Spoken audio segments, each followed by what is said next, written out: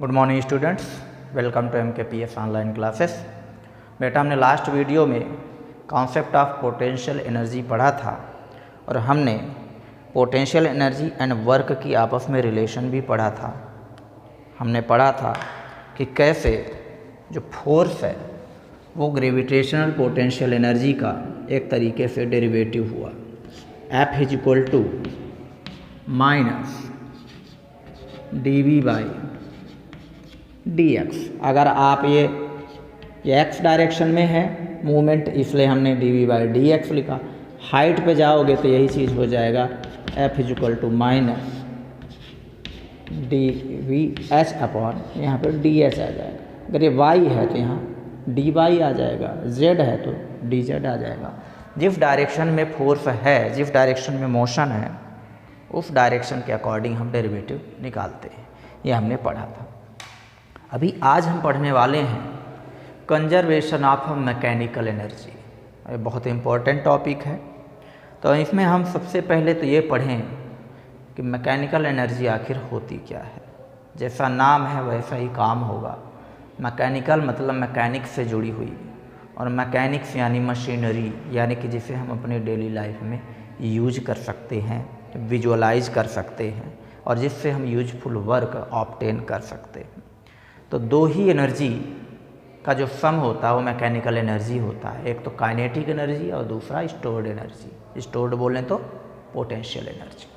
तो potential energy and kinetic energy का net सम हमेशा जीरो होता है, नेट सम हमेशा कांस्टेंट होता है। और potential energy and kinetic energy का जो चेंज होता है किसी भी पॉइंट पर, किसी भी टाइम पर, जो इनमें दोनों में चेंज होता है, ये चेंज जीरो होता है। कैसे, ये हम देखते हैं। अभी हमने पढ़ा था फार्मूला, एक फार्मूला आपने पढ़ा था change in kinetic energy, delta के। क्या मिला था आपको? ये मिला था F डेल्टा x। ये आपको एक फार्मूला मिला। फिर आपने एक दूसरा फार्मूला क्या पढ़ा था? आपने पढ़ा था F is equal to minus इस तरीके से dVx अपॉन dx। हम यहाँ बार बार x नहीं लिखें तो इसी को आप क्या लिखोगे? F is equal to minus dV/dx। अब ये तो बहुत स्मॉल चेंज के लिए है, यानी बहुत स्मॉल चेंज है x में, तब आप ऐसा लिखते हो।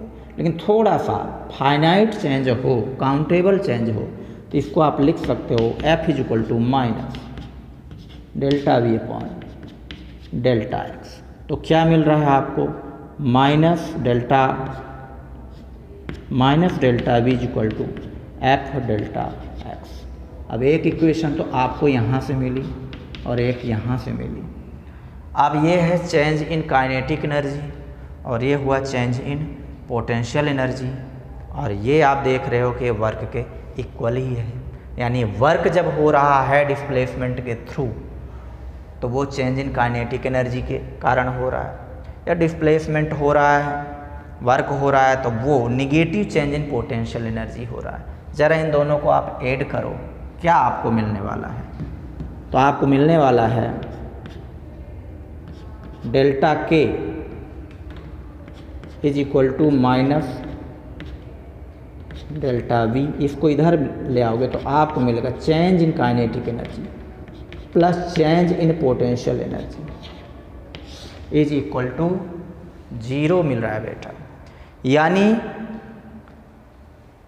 जितना आप वर्क कर रहे हो उस वर्क में काइनेटिक एनर्जी भी चेंज हो रही है और हो सकता है पोटेंशियल भी चेंज हो रही हो, ठीक। लेकिन इन दोनों का चेंज कुछ ऐसा होगा कि net change in kinetic energy plus net change in potential energy always भी जीरो। मैं चेंज वर्ड बोल रहा हूँ बार बार। कितना चेंज हो गई काइनेटिक एनर्जी, कितना चेंज हो गई पोटेंशियल एनर्जी, उन दोनों को जोड़ दो, ऐड कर दो, कितना आएगा? जीरो। क्या समझे आप इससे? कि अगर काइनेटिक एनर्जी में पॉजिटिव चेंज हुआ है, यानी काइनेटिक एनर्जी बढ़ गई है, पहले कम थी और ज़्यादा हो गई, तो उतनी ही मात्रा में पोटेंशियल एनर्जी घट जाएगी, निगेटिव हो जाएगी। मान लो कि 20 जूल काइनेटिक एनर्जी प्लस हो गई फोर्स लगाने से, तो 20 जूल पोटेंशियल एनर्जी माइनस हो जाएगी। तो डेल्टा के को तो लिखोगे 20 जूल प्लस में, और डेल्टा वी को -20 लिखोगे, ऐड करोगे 0 आएगा। तो किसी भी टाइम पर change in kinetic energy and change in potential energy, इनका सम होता है 0। फिर तो आप इससे ईजिली सिंप्लीफाई कर सकते हो कि किसी भी सिस्टम की net mechanical energy be always conserved. भाई जब चेंज इन दोनों में चेंज हो ही नहीं रहा है, नेट चेंज 0 है, इसका मतलब कि चेंज हो ही नहीं रहा है, ना तो काइनेटिक और ना ही पोटेंशियल का। ले दे के जब कोई चेंज नहीं है दोनों एनर्जी में, तो इसका मतलब मैकेनिकल एनर्जी कभी भी न घटेगी न बढ़ेगी। कब घटती? जब किसी एक में चेंज ज़्यादा होता और दूसरे में चेंज कम होता, तब इसमें चेंज आता। लेकिन एक जितना बढ़ जाती दूसरी उतनी ही घट जाती है, तो कोई भी चेंज नहीं आएगा। इसका मतलब कुछ भी कर डालो, mechanical energy always be conserved. लेकिन इसमें एक शर्त है। क्या शर्त है? कि वो जो फोर्स लगाना है वो फोर्स कंजर्वेटिव नेचर का हो। अब कंजर्वेटिव नेचर का फोर्स क्या है? कंजर्वेटिव नॉन कंजर्वेटिव 2 फोर्सेस होते हैं। तो इन शॉर्ट आप जान लो कि कंजर्वेटिव फोर्सेस जो होते हैं उनके थ्रू जो भी वर्क होता है वो वर्क हमें किसी न किसी फॉर्म में ऑब्टेन होता है, वेस्ट नहीं जाता। जैसे ग्रेविटेशनल फोर्स है, ये कंजर्वेटिव फोर्स है। आपका मैग्नेटिक फोर्स है, ये कंजर्वेटिव फोर्स है। इलेक्ट्रोस्टैटिक फोर्स है, कंजर्वेटिव फोर्स है। स्प्रिंग फोर्स है, कंजर्वेटिव फोर्स है। मतलब आप स्प्रिंग को दबाते हो, मेहनत करते तो बेकार नहीं जाती, वो आपको जैसे छोड़ोगे स्प्रिंग को, आपको काइनेटिक एनर्जी मिल जाएगी। यानी आपका वर्क वेस्ट नहीं जाता। You can get back your work, you can get back your energy in other forms. Gravitation force कैसे कंजर्वेटिव है बेटा? आप किसी ऑब्जेक्ट को उठाओ, मेहनत करो, ऊपर ले जाओ, मेहनत किया आपने, वर्क किया, क्या वेस्ट गया? नहीं, छोड़ दो उसको। उसको जब आप ड्रॉप करोगे तो सीधे नीचे आएगा और आपको काइनेटिक एनर्जी मिलेगी। तो आपने जो वर्क किया वो आपको काइनेटिक एनर्जी के फॉर्म में मिल गया। तो कहने का मतलब कंजर्वेटिव फोर्सेस के थ्रू जो भी वर्क होगा वो आपको ऑब्टेन होगा, वो वेस्ट नहीं जाएगा। नॉन कंजर्वेटिव फोर्सेस क्या होते हैं? नॉन कंजर्वेटिव फोर्सेस होते हैं जिनके थ्रू वर्क हो और वो आपको मिले नहीं, जमा नहीं हो, नष्ट हो जाए वो वर्क। कहेंगे एग्जाम्पल, फ्रिक्शन। आप 10 मीटर किसी बॉक्स को ज़मीन में घसीटो, ले जाओ, फ्रिक्शन के अगेंस्ट आपने वर्क किया, फ्रिक्शन ने भी वर्क किया, जब ही तो आपसे वर्क लिया उसने अपोजिट डायरेक्शन में। लेकिन जब आप दोबारा लौटाओगे तो फिर उतने वर्क करना पड़ेगा। फोर्स ऑफ फ्रिक्शन का अगर वर्क जमा होता तो वो भी आपको अगेन स्प्रिंग की तरह पीछे बिहाइंड फेंक देता ना, लेकिन ऐसा नहीं हुआ है, आपको फिर से खिसकाना पड़ा। तो फोर्स ऑफ फ्रिक्शन के थ्रू जो वर्क हुआ वो आपको नहीं मिला, जमा नहीं हुआ। कहाँ गया? साउंड के फॉर्म में, वाइब्रेशन के फॉर्म में, इरेगुलरिटीज़ को डैमेज करने के फॉर्म में, इनमें वो यूज हो गया वर्क। अब वो आपको वापस नहीं मिलने वाला। और नॉन कंजर्वेटिव का एग्जाम्पल क्या है? विस्कस फोर्स है आपका। लिक्विड के अंदर किसी ऑब्जेक्ट को आप एक जगह से दूसरे जगह ले जाओ, मोशन कराओ, आपको फोर्स लगाना पड़ेगा। लेकिन आप जब दोबारा वहाँ से इनिशियल पोजीशन में ले आओगे फिर से आपको फोर्स लगाना पड़ेगा। तो इन शॉर्ट ये हुआ कि विस्कस फोर्स भी आपका जो लिक्विड के द्वारा लगता है नॉन कंजर्वेटिव है। यानी उस फोर्स के थ्रू आप जो वर्क करोगे वो वर्क आपका वेस्ट जाएगा, यानी आपको दोबारा वर्क करना पड़ेगा।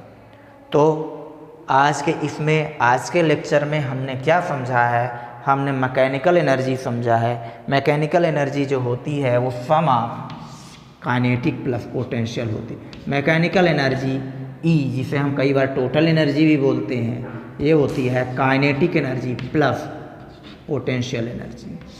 ये आपको ध्यान रखना है। मैं कई बार वी की जगह यू यूज करूँगा, तो आप E = K + U, ये याद रखना है। K + U = कांस्टेंट, आप ये भूलना नहीं। यानी काइनेटिक एनर्जी और पोटेंशियल एनर्जी का जो सम होता है वो हमेशा कांस्टेंट होगा। नो मैटर आपने कहाँ फोर्स लगाया, कहाँ ले गए, कितना डिस्प्लेसमेंट किया, इससे कोई फ़र्क नहीं पड़ता। मोशन हुआ है, आप ऑब्जेक्ट को ले गए फोर्स लगा के, वेरिएशन हो जाएगा काइनेटिक पोटेंशियल में, बट एक में पॉजिटिव चेंज आएगा तो दूसरे में उतना ही नेगेटिव चेंज आएगा।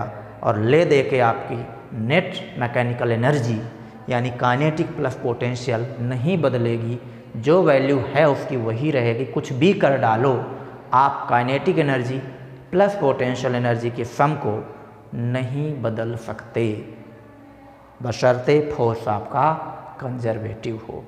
तो ये हमने आज पढ़ लिया। मैं फिर से आपको रिपीट कर रहा हूँ, K प्लस यू या K प्लस वी ये कांस्टेंट रहता है, change in K plus change in V ये जीरो होता है, यानी एक में जितना पॉजिटिव चेंज होगा दूसरे में उतना नेगेटिव चेंज होगा, उन दोनों का सम जीरो रहेगा। बाकी अब हम इसको प्रूव करेंगे नेक्स्ट वीडियो में कि कैसे मैकेनिकल एनर्जी कंजर्व रहती है। ठीक है बेटा।